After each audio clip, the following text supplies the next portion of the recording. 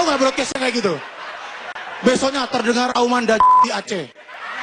Ini Dajjal pindah-pindah, ini cari kos-kosan ya ini.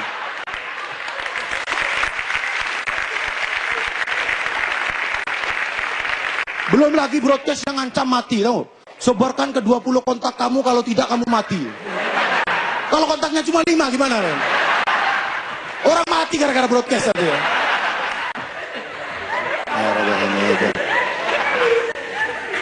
Bang, kalau di Jakarta ini saya udah hampir setahun di Jakarta dan saya alhamdulillah pernah naik KRL.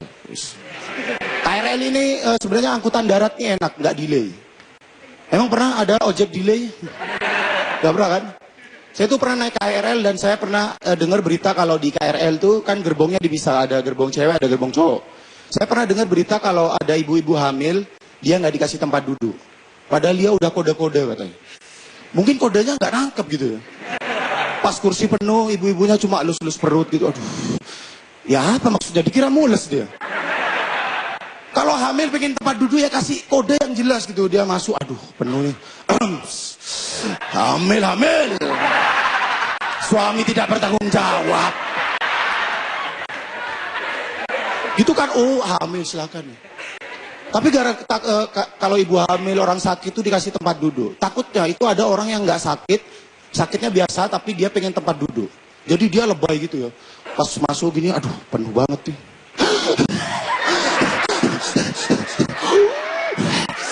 Mas kenapa mas? Duduk mas. Makasih mas ya gitu. Parah banget ya.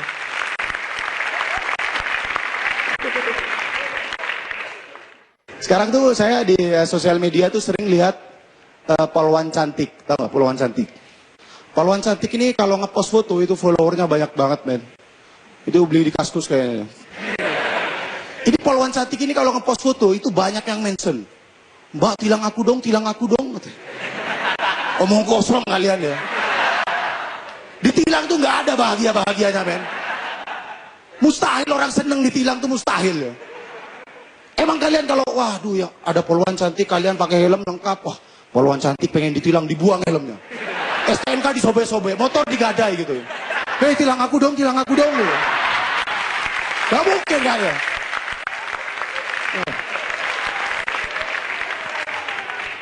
Sebenarnya polwan cantik ini nggak berpengaruh sama orang-orang jadi tertib lalu lintas, benar nggak? Karena menurut saya, kenapa orang melanggar lalu lintas? Itu karena pelanggar lalu lintas itu nggak berdosa. Ya benar nggak? Ada orang nerobos lampu merah dosa nggak ada. Sedangkan orang kalau berdosa itu takut, durhaka ke orang tua takut. Maka saya punya ide itu ke pemerintah, polisi itu bekerja sama dengan mengeluarkan fatwa haram jalan raya. Orang nerobos lampu merah, waduh kamu. Rajam gitu. Putar balik sembarangan, waduh durhaka kamu. Giliran ada orang melawan orang tua, waduh kamu saya tilang gitu ya. Atau dibikinin sinetron religi yang ekstrim. Biar nakut-nakutin. Jenazah ditolak bumi karena kenal pot brong gitu ya. Ya udah demikian. Assalamualaikum warahmatullahi wabarakatuh.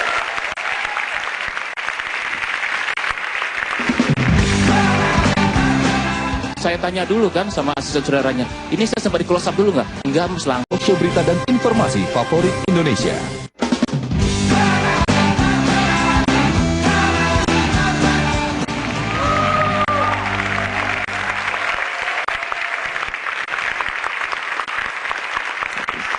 Apa kabar semua? Iya, senang sekali saya bisa berada di stand up comedy show. Benar tuh kata Muslim tadi ya. Saya lihat juga kalau saya naik kereta banyak sekali orang penumpang-penumpang terutama cowok itu yang nggak ada empati sama ibu-ibu hamil. Kayak saya dong. Kalau ada ibu-ibu hamil naik kereta, kebetulan saya dapat duduk, saya langsung tuh pura-pura tidur. Saya akan cerita tentang film terbaru ya, Fast and Furious 7. Nah, yang ngerti materi ini hanyalah mereka yang sudah nonton filmnya. Saya mau nanya dulu, siapa di sini yang belum nonton? Nah, yang belum nonton, nanti tolong ya, begitu biar kelihatan supaya mengerti, begitu sebelahnya ketawa, ikut ketawa. Nah, jadi supaya nyambung. Film Fast and Furious 7 ini adalah film Hollywood yang fenomenal. Kenapa? Kalau film klasik, Rocky, yang dimainkan oleh Sylvester Stallone, itu hanya sampai Rocky 5. Tom Cruise sekarang dengan Mission Impossible-nya baru sampai dengan Mission Impossible 5. Nah, yang bisa menyamakan rekor Fast and Furious 7 ini justru dari Indonesia. Lewat sinetron Tersanjung 7. Ini saking saya sukanya film ini, nama juga Fast and Furious 7. Saya nonton sampai 7 kali. 7 kali gagal. Pertama, karena kehabisan tiket. Kedua, kehabisan tiket. Sampai ke-6 kehabisan tiket. Ke-7, saya dapat tiket. Tapi kehabisan uang. Waktu antri ya, hari pertama itu pemutaran filmnya, wah antri panjang sekali. Depan saya itu ada 2 orang cowok yang ngantri. Sepertinya baru jadian. Nih, kayak berdua nih. Ih, langsung malu ya sebelahnya nih. Kenapa saya menduga-duga baru jadian? Karena dari percakapan mereka berdua. Aku aja yang bayar. Enggak, aku aja. Aku aja yang bayar. Enggak, aku aja. Ya udah, kamu yang bayar, aku beli popcorn ya. Gitu.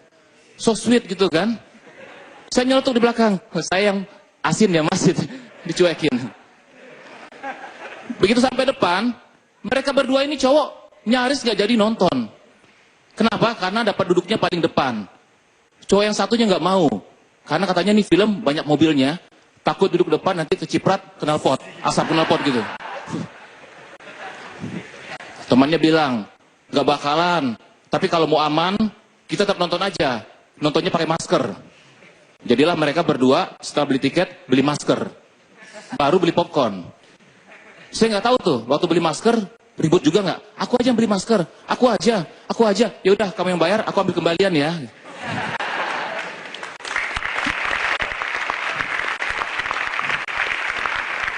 Ya, memang sekarang ya, perempuan-perempuan sekarang harus banyak berdoa untuk enteng jodoh, karena persaingan bukan hanya sama perempuan soalnya.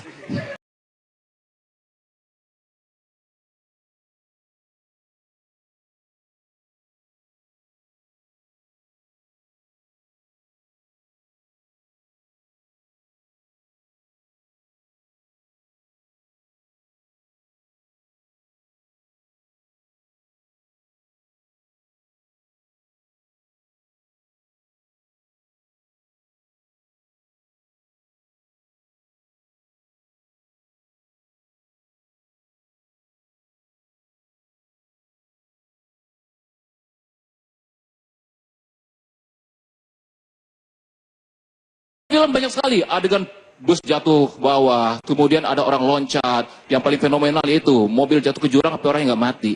Itu sepanjang jalan, sepanjang film, di sebelah saya yang nonton kan suami istri, udah agak tua. Istrinya selalu komentar, loh kok nggak kenapa-napa ya? Suaminya bilang, nama juga film. Itu sepanjang, akhirnya saya bilang, Pak Bu, jangan berisik. Istri bilang gini, Pak dia kenapa?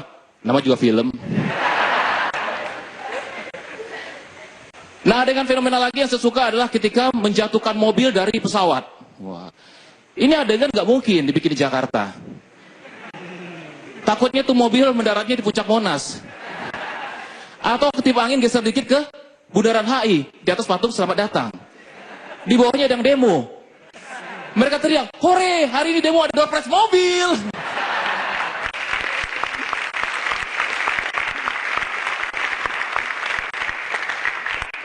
Ya, film Fast and Furious ini nggak mungkin ya di Jakarta seperti saya bilang tadi ini. Misalnya adegannya gini, Jason Statham dikejar-kejar oleh Vin Diesel, masuk Sudirman. Itu selama 2 jam kita hanya lihat mereka berdua itu marah-marah karena macet. Wah, jam, wow, gitu aja terus kan. Wah, atau mungkin kalau ada variasi sedikit adegan, John Stathamnya keluar dari mobil, dia lari, wah, lari kencang, dikejar sama Vin Diesel. Atau kemana? John Statham larinya? Pangkalan ojek. Bang, ojek bang. Lanjut ojek. Jadi memang film ini memang sangat keren sekali. Sampai lokasi film ini di Abu Dhabi.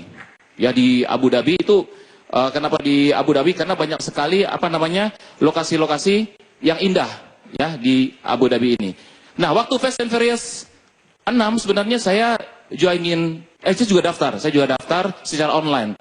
Kan Joy Taslim main di situ. Kita punya aktor nama Joy Taslim main di Fast and Furious 6. Saya juga daftar online, kebetulan saya diterima dapat peran sebagai polisi. Ya, sebagai polisi. Tapi akhirnya saya nggak mau, setelah saya baca skenarionya, jadi saya itu adegannya itu agak berbahaya, sangat berbahaya. Jadi Vin Diesel lagi kejar-kejar sama penjahat, saya jadi polisi, ikut tuh. Kena rudal. Saya tanya dulu kan sama asisten saudaranya, ini saya sempat di close up dulu nggak? Enggak, Mas, langsung katanya. Langsung apa? Kena rudal ya. Saya nggak jadi. Nah, filmnya adegan yang keren lagi adalah ketika mereka tuh mobil diadu. Yang terakhir-terakhir. Vin Dieselnya keluar. John Statham juga keluar. Mereka nggak ada apa-apa. Mereka mengadakan itu adegannya Street Fighter. Wah, berkelahi jalanan begitu. Itu keren ya. Ini kalau sinias Indonesia saya rasa juga bisa bikin film kayak begini. Kita ada Iko Uwais, ada Joy Taslim. Yang nggak bisa bikin film kayak begini adalah India. Kenapa? Begitu mobil ditabrakan, keluar, orang berlarian datang. Bukan mau misahin, ngajak joget. Adu jotose, adu jotose. Begitu kan? Itu kalau film India seperti itu. Saya terus terang pernah juga main film, 2 film, tapi sebagai cameo. Tahu kan cameo? Cameo itu adalah figuran terkenal. Sebenarnya figuran itu, tapi terkenal. Jadi dianggap terkenal, muncul sedikit. Saya main dalam film Hijrah Cinta. Itu lumayan ya, perannya lumayan di situ. Yang paling saya suka adalah ketika saya dapat tawaran syuting film Tenggelamnya Kapal Van der Wijk sebagai cameo. Ketika primer, saya lihat, wah, saya muncul hanya 5 detik. Itu pun gambar saya dari jauh. Terima kasih, saya Iwal. Sampai ketemu.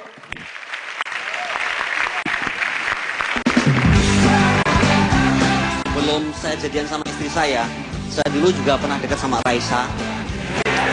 Raisa ayam bawang. Kali lagi.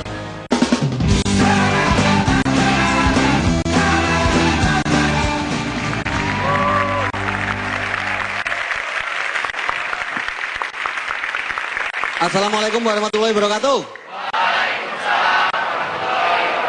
Iya, kembali jumpa dengan saya Setiawan Tidatara. Panggilannya Setiawan. Istri saya Buset Tiawan ya. Saya seorang dosen, mungkin yang belum tahu, dosa kalau absen, gitu kan ya. Kalau rektor tuh rela kalau tekor gitu ya. Kalau mahasiswa tuh masa depan ada di tangannya. Harapan bangsa ada di pundaknya. Sistem fotokopi yang jadi andalannya.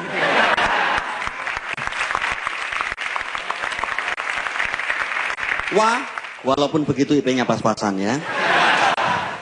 Ya seperti itu. Jadi aslinya di sini, aslinya seperti itu. Dan ngomong-ngomong masalah film, tadi Mas Iwal juga sudah cerita. Saya dulu juga nggak sombong nih ya. Sebelum saya jadian sama istri saya dulu juga pernah dekat sama Raisa. Raisa ayam bawang. Luar biasa lah. Sama-sama senengnya tapi kita nggak jadian, nggak jadi nikah. Maksudnya sama-sama seneng tuh apa? Saya seneng Raisa, Raisa seneng cowok lain gitu. Sama-sama senengnya gitu. Dan dari situ saya belajar juga nih, banyak sekali. Saya main film, Anda bisa cari DVD-nya, judulnya Preman in Love. Itu film saya dengan Tora Sudiro dan Vincent. Film yang paling berkesan menurut saya seumur hidup. Kenapa? Saya syutingnya 4-6 jam, tayangnya nggak sampai 2 menit. Padahal udah beritahu tetangga semua gitu ya, begitu nongol, hilang langsung gitu. Tapi lah nggak apa-apa, itu namanya proses gitu ya. Dulu juga saya pernah jadi host di Metro TV, Jalan-Jalan Asik. Kebetulan produsernya sekarang jadi produser stand up. Luar biasa, saya pertama kali jadi host tuh. Dan terakhir kali juga saya tuh. Luar biasa loh. Suruh naik flying fox, ketinggian sekitar kalau gedung itu 40 lantai. Turunnya itu 400 meter. Saya nggak tahu suruh turun apa diusir sebenarnya tuh. Luas gitu. Tapi luar biasa lah, baru naik 20 meter itu udah deg-degan semua, getaran gitu. Getaran semua, vibrator semua itu ya. Saya ini aja, tapi alhamdulillah ya, karena saya motivator, saya dosen, dilihat mahasiswa, kamera di depan saya harus jaim kan. Jaga image gitu ya, pura-pura aja fight gitu ya. Terus, oke. Dalam hati, ya Allah, tolong, cari uang kok sulit gitu. Tapi luar biasa dari situ. Jangankan saya, teman saya itu preman. Naik lantai 10 itu udah deg-degan. Preman udah gemeteran itu. Ternyata dia preman tapi hatinya roman gitu ya. Wajahnya security, hatinya Hello Kitty ternyata. Lah kadang dia bikin ilfil loh. Dia tuh kalau kalau saya rapat dengan dia itu apa? Preman sudah sangar, Badannya aja ditato jagal gitu ya. Kalau dibaca tuh jagalah kebersihan. Itu luar biasa itu. Jadi dia tuh preman tapi bikin ilfil gitu loh. Kalau bikin ilfil, tontonannya yang bikin ilfil. Preman sukanya Cherry Bell, JKT48 gitu loh. Jadi kalau mukul biasanya gini kan dia, ini. Tapi luar biasa itu. Ngomong-ngomong nih teman-teman tadi, ini banyak yang masih jomblo atau sudah berumah tangga? Jomblo, gak apa-apa Anda malam minggu sendirian. Daripada malam pertama sendirian ya.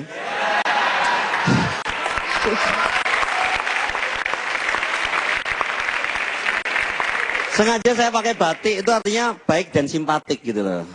Itu ada tipikal orang ini, ada yang cewek itu ada yang tipikal macan gitu ya. Manis tapi cantik gitu. Ada yang agak gemus macan tutul gitu ya. Manis cantik kalau berjalan mentul-mentul.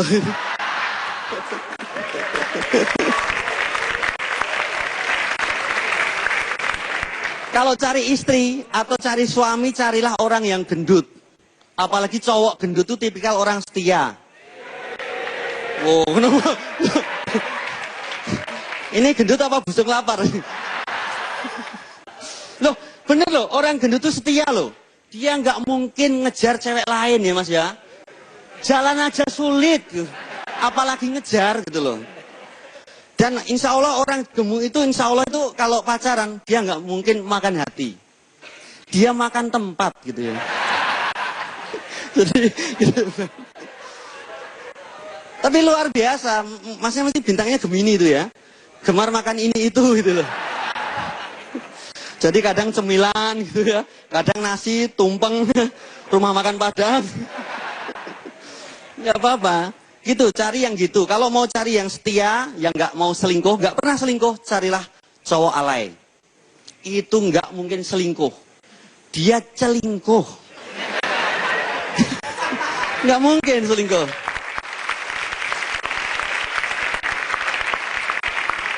Dan dia fisiknya bagus, dia tuh nggak mungkin kok kena sakit gitu. Kenanya atit. Itu loh, kadang aneh-aneh loh. Kadang-kadang seperti itu ya.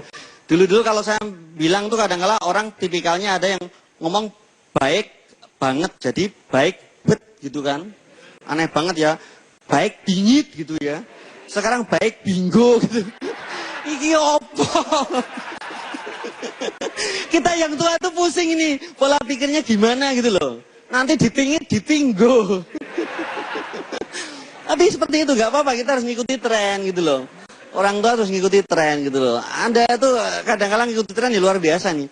Tadi tips untuk mendekati lawan jenis gimana caranya? 1, proaktif. Jadi Anda kalau deketin cewek gitu ya, 1, Anda harus tahu kapan aktif, kapan pasif gitu loh. Cowok itu yang wajahnya pas-pasan gitu ya. Kalau pas ganteng-ganteng, pas jelek-jelek banget. Itu aja pas-pasan gitu. Jadi Anda tahu kapan aktif, kapan pasif. Kalau Anda terlalu pasif, kasihan ceweknya, tanya cewek-cewek tuh. Karena kalau Anda terlalu pasif, bagi cewek itu cinta kayak hukuman mati. Kalau nggak ditembak, digantung. Kan menyakitkan itu kan. Tapi kalau Anda terlalu aktif, apa-apa deketi, cewek kesana dikejar, cewek akan berpikir, ini pacar apa begal gitu ya. Aduh, kejar-kejar gitu.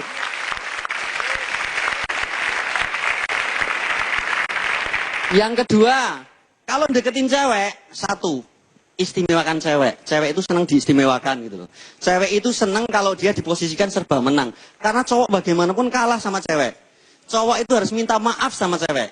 Contoh nih, cowoknya telat datang ke cewek gitu. Dimarahin sama cewek, kamu telat gini-gini. Aku minta maaf deh gitu. Gitu kan?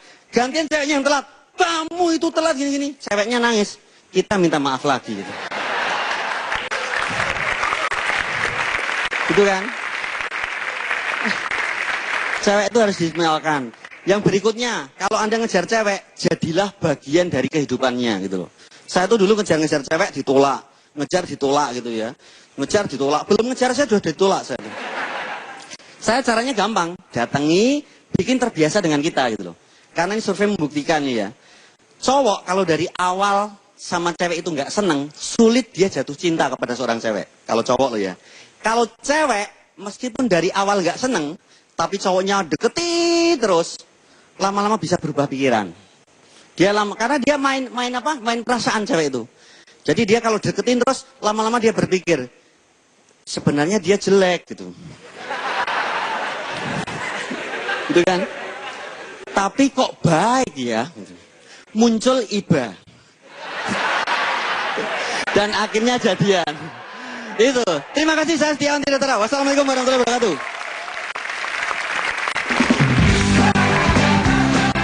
Ada yang jawabnya buru-buru. Ada orang nggak? Ada.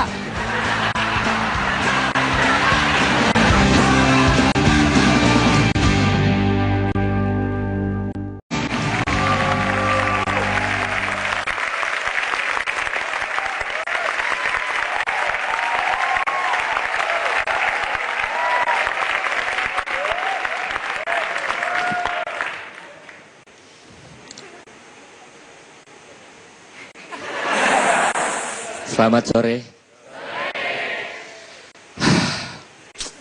Orang kalau lagi terdesak, itu kadang-kadang suka melakukan hal-hal yang bodoh. Kadang-kadang mencederai akal sehat. Saya tadi lagi buang hajat, diwawancara dari luar. Saya udah kunci pintunya. Tiba-tiba udah tahu dikunci, dia nanya dari luar, ada orang nggak?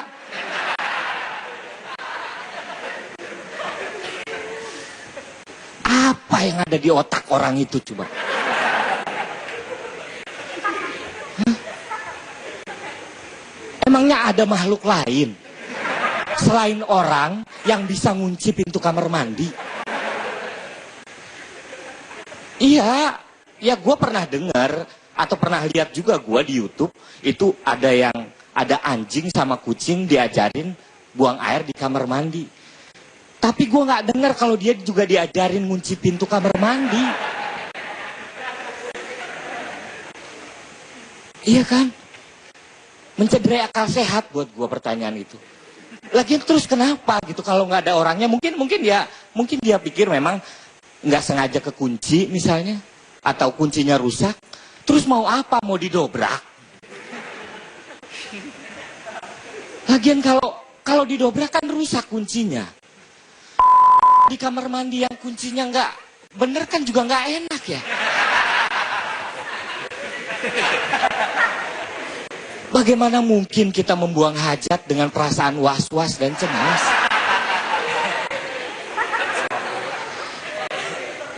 Yang ada kita begini aja.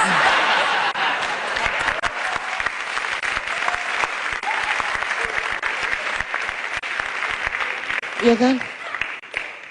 Dulu saya pernah dulu buang hajat di kamar mandi yang nggak ada kuncinya. Biasanya tuh kalau nggak pakai tangan nahannya, soalnya kalau gini susah ya. Nempel gitu ya. Kalau nggak gini, itu biasanya pakai ember diisiin air. Iya kan? Iya kalau ada airnya. Kalau embernya nggak ada airnya, kan bingung juga. Udah bingung ngalanginnya, bingung udahannya. Ya, yang ada gitu ya. Begitu udah, mungkin begitu selesai menunaikan sih tuntas, puas gitu ya. Tapi udahannya kan, di mana airnya ya? Iya kan? Kita harus pelan-pelan gitu, nindik-nindik gitu ya.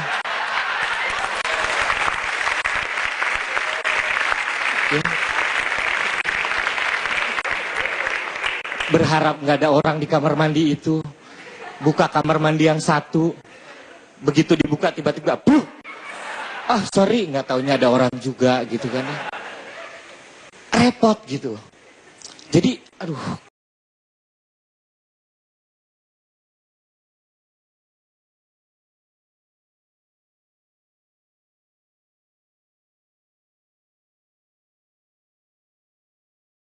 Ada orang nggak? Ada. Gitu.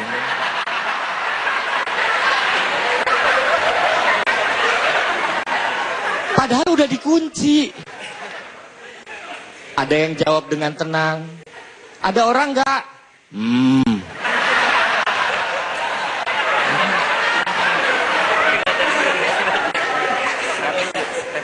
Iya kan? Ada juga yang iseng. Ada orang nggak? Macam-macam ya jawabnya gitu. Terus udah gitu, udah jelas ada. Itu orang yang wawancara saya nggak langsung cabut loh. Dia nanya lagi, siapa?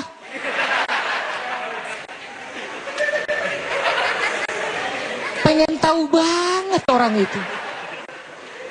Kepo. Lagian kepentingannya apa gitu.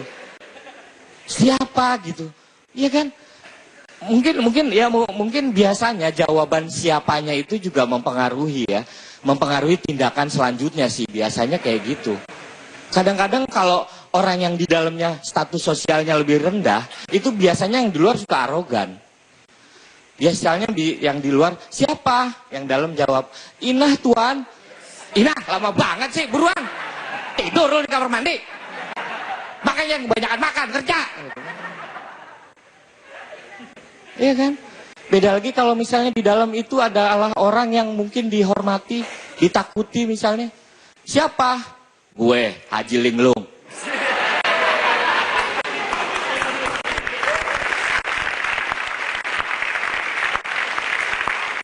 Itu kebayang tuh yang di luarnya pasti, oh iya, siapa Haji, siapa Haji?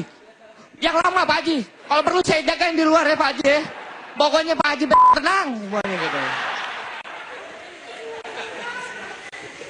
Jadi mempengaruhi gitu.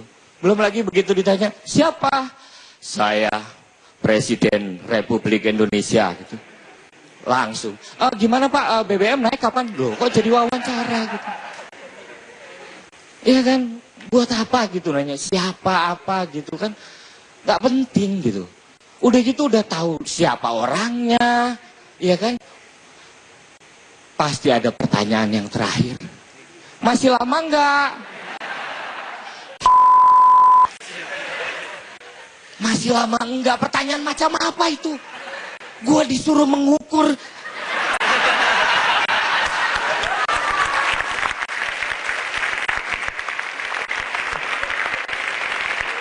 Lama itu kan ditentukan oleh banyak hal. Volume di dalam yang belum keluar. Iya kan? Tingkat kepadatannya. Kita disuruh mengukur itu. Volume yang tersisa di dalam. Terus kemudian tingkat kepadatannya. Kan kita harus mengukur kan. Jarak antara lambung dengan ini. Gitu loh. Maka ditanya masih lama enggak gitu. Gue sih kalau sekarang gampang aja. Kalau ada yang nanya kayak gitu. Jadi begitu nih. Tak. Dari pertama gue langsung jawab. Ada orang nggak? Masuk. Yuk kita bareng-bareng aja di dalamnya. Terima kasih. Saya MC Bagus.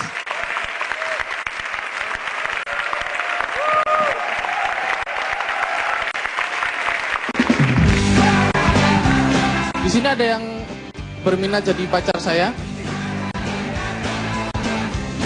Sekali lagi saya kasih kesempatan.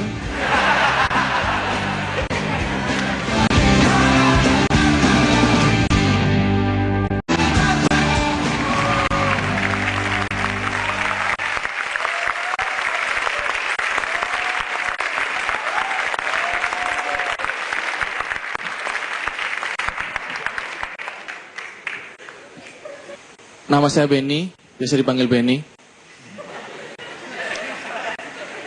Saya ini paling benci sama komik yang sering pakai kata saking gitu ya. Saking kayanya, saking galaknya. Dan sekarang ini makin banyak banget komik yang pakai kata saking gitu. Bahkan saking banyaknya.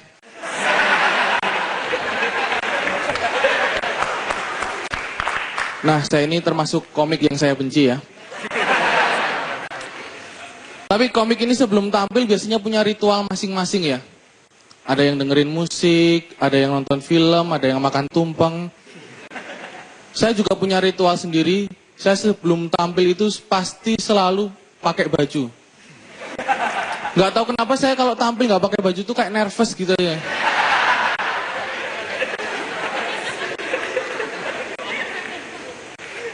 Tapi saya sebagai komik ini juga sedih ya. Saya sedih karena saya ini sering dicap sama teman-teman saya tuh komik yang cuman modal tampang.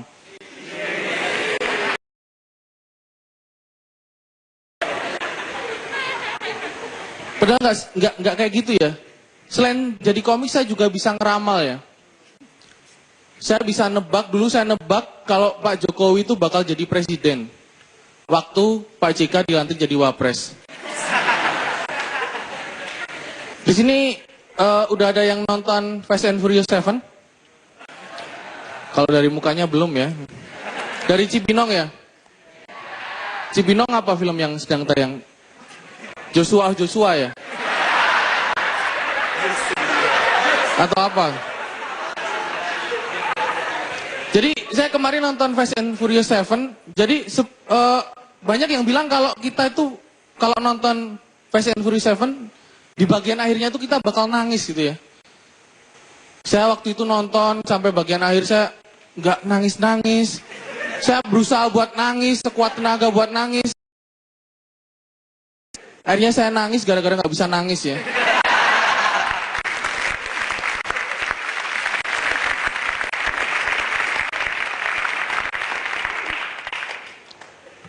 Dan sebelum lanjut saya juga mau sombong dulu ya.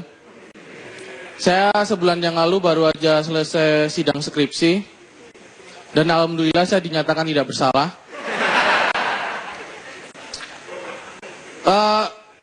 Tapi saya sadar ya.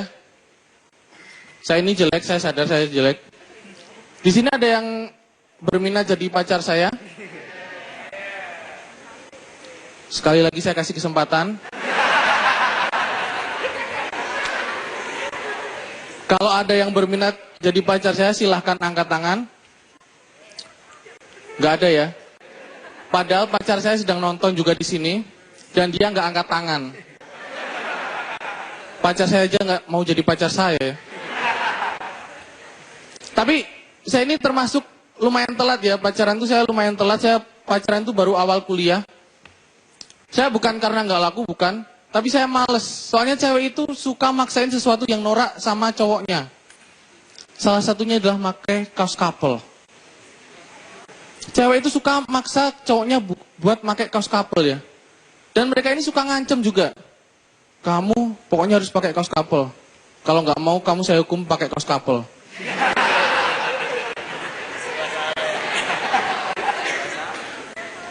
Dan tadi baru aja yang pertama ada Muslim ya, tampil. Muslim ini kebetulan teman SMP saya waktu SMA.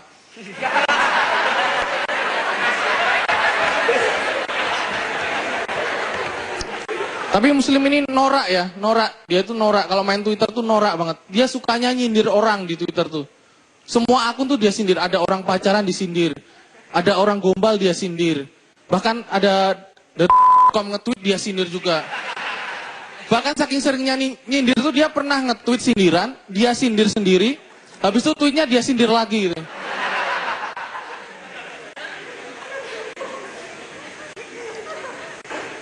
Tapi saya sekarang punya pacar ya, yang lagi nonton di sini juga.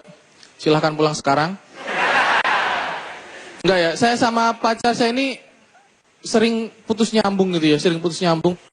Dan salah satunya itu pernah putus gara-gara masalah Faktor X, acara Faktor X ya.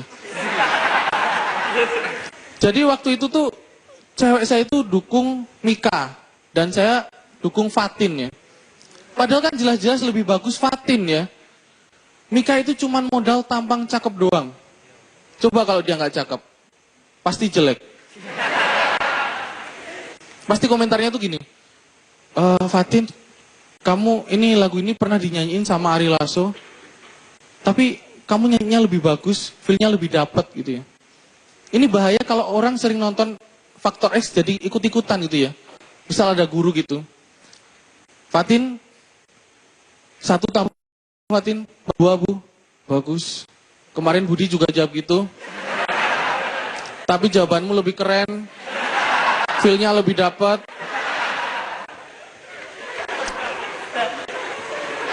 Ini masih mending kalau cuman guru gitu ya. Coba kalau orang yang tinggal di tikungan yang sering kecelakaan gitu ya. Ada kecelakaan gitu, didatengin bukan ditolongin malah dikomentarin ya. Mas, kemarin teman saya juga pernah kecelakaan di sini. Sama kayak Mas, kakinya patah. Tapi Mas lebih keren. Kepalanya natural banget. Feel-nya juga lebih dapat.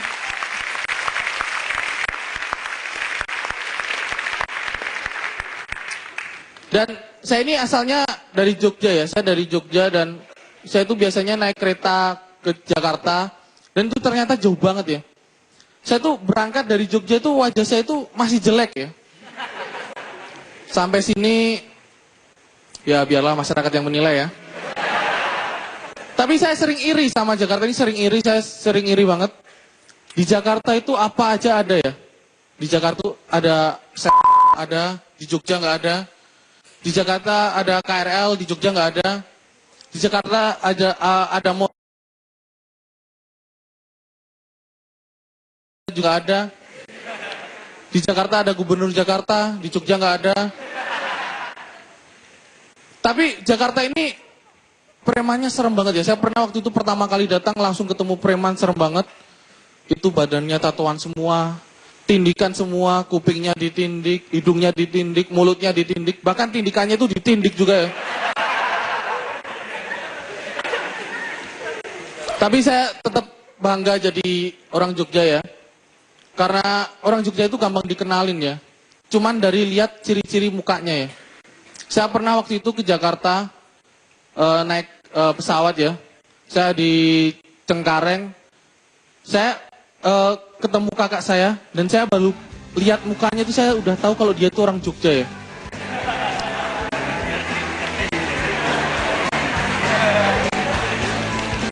Tapi walaupun dari jujur saya ini orangnya ya jujur saya ini orangnya penakut ya. Dan sialnya tuh di dekat rumah saya itu ada kuburan dan saya kalau mau pulang itu harus lewat kuburan itu ya. Karena saya penakut akhirnya setiap pulang saya bongkar kuburannya baru saya lewat ya. Terima kasih saya Benny.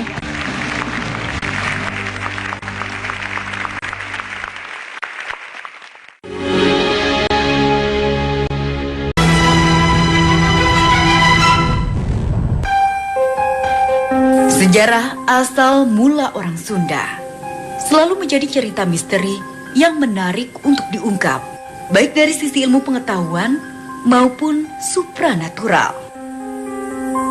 Dan tempat yang diyakini dihuni oleh nenek moyang pertama orang Sunda adalah Goa Pawon yang berlokasi di kawasan Gunung Pawon, Desa Masigit, Padalarang, Jawa Barat. Goa yang diperkirakan telah dihuni manusia purba sejak zaman prasejarah, kurang lebih 9.000 tahun yang lalu. Terletak di atas tebing dengan ketinggian sekitar 700 meter di atas permukaan laut. Goa yang selintas terkesan pengap dan berbau kotoran kelelawar ini terbentuk dari gugusan batu gamping. Dan di salah satu ruangannya memiliki semacam cerobong atau lubang besar di bagian dinding atapnya. Di balik keindahan alam Kabupaten Bandung yang menyatu dan menyita perhatian, terdapat sebuah situs yang dikenal dengan nama Situs Goa Pawon. Situs purbakala ini dikenal atau diyakini sebagai peninggalan sejarah yang menjadi cikal bakal dari lahirnya kebudayaan masyarakat Sunda. Bagaimana cerita selengkapnya? Bersama saya Nesya Sylvia akan mencoba menguak sejarah di tempat ini.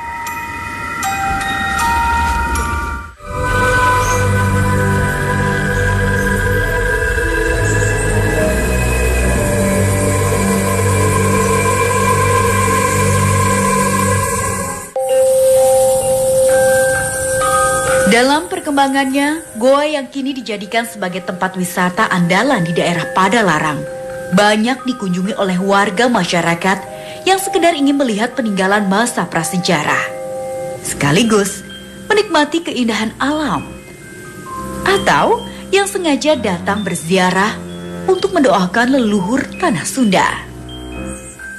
Konon, ada beberapa nama tokoh gaib yang dipercaya sebagai leluhur yang dulu menghuni tempat ini. Ya pernah saya bertemu gitu kan sama para leluhur di sini yang dipanggilnya Ibu Sepuh sama Rama Sepuh.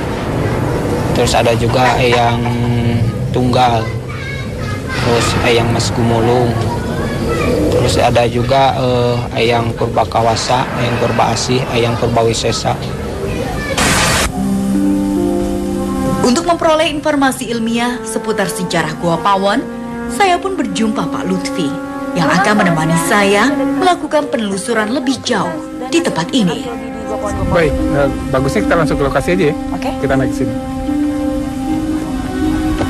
Untuk mencapai gua utama, jalan mendaki dan cukup terjal. Saya lalui dengan hati-hati.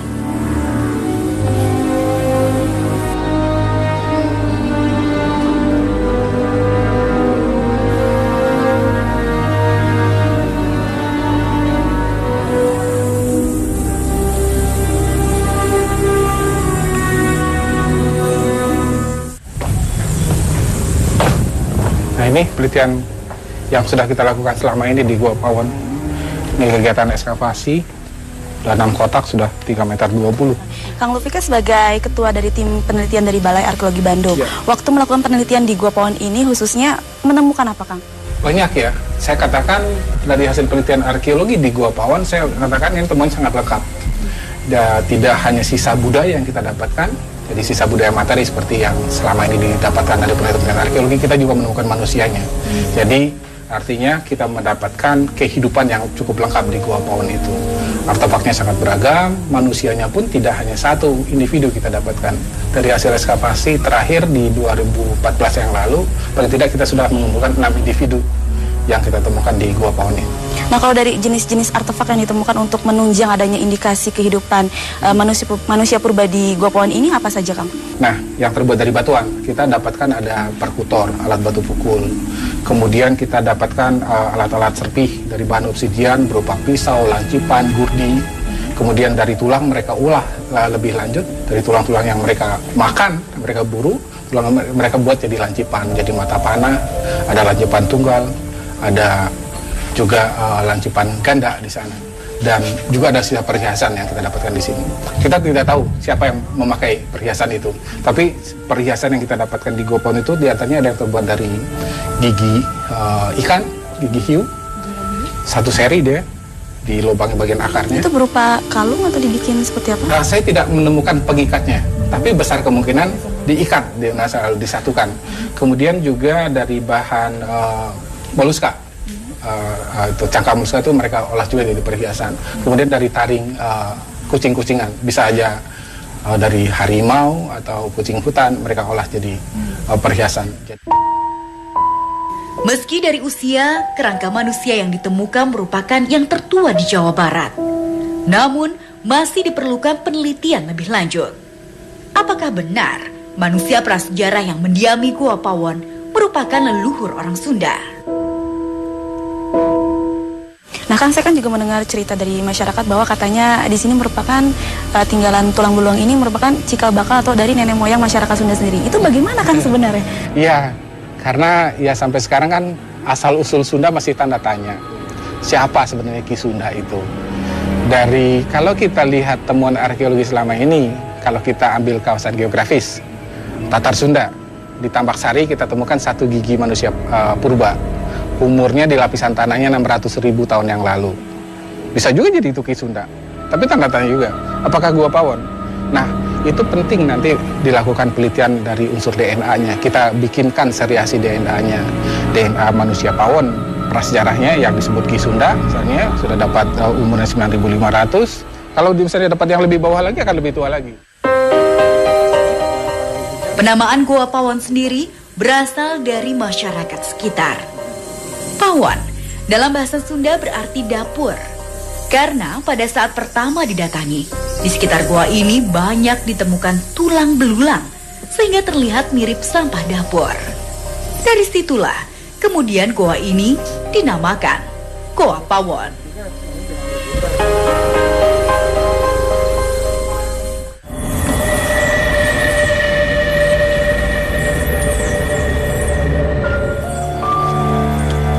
Mendengar sejarah Gua Pawon yang begitu panjang, saya pun tertarik untuk menggali informasi masa lalu dengan ditemani Sofi, rekan indigo saya. Nah Sofi, sekarang kan kita sudah berada di dalam kawasan Gua Pawon sendiri. Nah Sofi, bisa sedikit flashback nggak mengenai kawasan Gua Pawon ini sendiri? Kalau di sini flashbacknya aku kayak masa lalu ya, ini di masa lalu, orang-orang masa lalu yang menggunakan bajunya itu kayak yang pakai daun alas daun gitu. Ya. Ini udah mulai ada yang datang. Oh, tadi Sofi, aku ngeliat Sofi ke arah situ terus melihat ada sosok apa? Ya, itu sosok kayak siluman kelelawar lagi. Siluman Iya, kelelawar. gede Oh, banget. ada siluman juga di sini. Iya. Mhm. Sebelah situ kan tadi. Di situ aku ngelihat ada kera warna putih. Tapi Besar? Tingginya semana? besar sekitar 2 meter ada kali ya. Nah di situ ya langsung kayak kita tuh kayak menarik dia gitu. Iya. Coba kita lihat sebelah sana, Sof. Iya. Nah, Sofi, sekarang kan kita agak lebih masuk ke dalam Gua Pawon ini ya. Sekarang yang Sofi lihat itu bagaimana kondisinya? Di sebelah situ, sebelah kiri itu aku ngelihat di situ ada kayak sosok ibu-ibu, rambutnya panjang, menggunakan selendang juga warna ungu selendangnya. Di situ juga lagi duduk, lagi ngeliatin kita. Nah, kalau Sofi bisa bantu nggak ikut coba mendeteksi aura di sini? Bisa. Saya tertantang untuk merasakan aura penghuni gaib di salah satu sudut Gua Pawon. Di sini.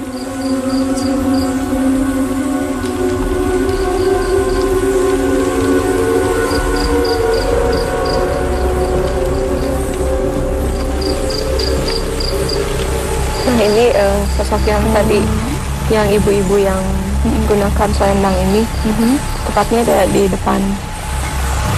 Salaman aja ya.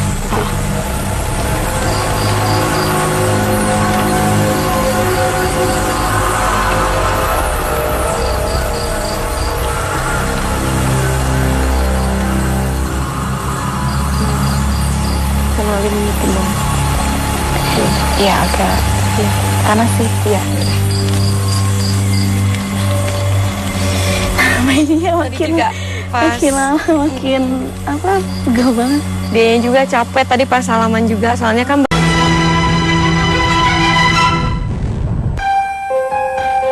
Sejarah asal mula orang Sunda selalu menjadi cerita misteri yang menarik untuk diungkap, baik dari sisi ilmu pengetahuan maupun supranatural.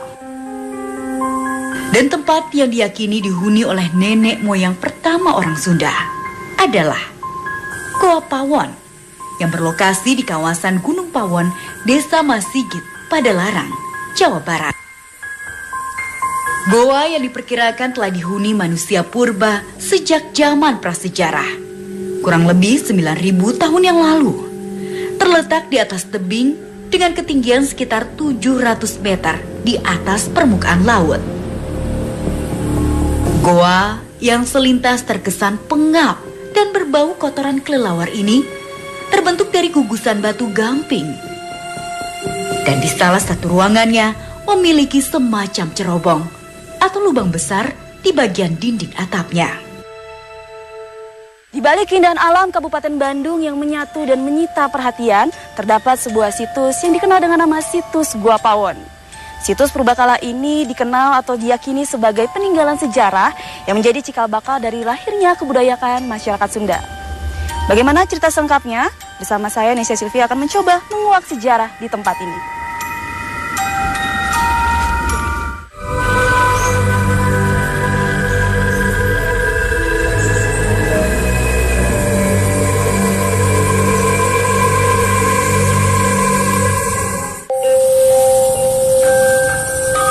Dalam perkembangannya, goa yang kini dijadikan sebagai tempat wisata andalan di daerah Padalarang banyak dikunjungi oleh warga masyarakat yang sekedar ingin melihat peninggalan masa prasejarah, sekaligus menikmati keindahan alam, atau yang sengaja datang berziarah untuk mendoakan leluhur tanah Sunda.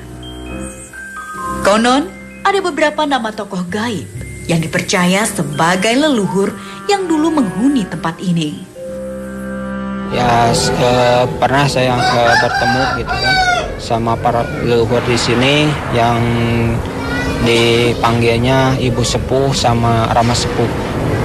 Terus ada juga Eyang Tunggal, terus Eyang Mas Gumulung, terus ada juga Eyang Purbakawasa, Eyang Purbaasih, Eyang Purbawisesa. Untuk memperoleh informasi ilmiah seputar sejarah Goa Pawon, saya pun berjumpa Pak Lutfi yang akan menemani saya melakukan penelusuran lebih jauh di tempat ini. Baik, bagusnya kita langsung ke lokasi aja ya. Oke. Kita naik ke sini. Untuk mencapai gua utama, jalan mendaki dan cukup terjal. Saya lalui dengan hati-hati.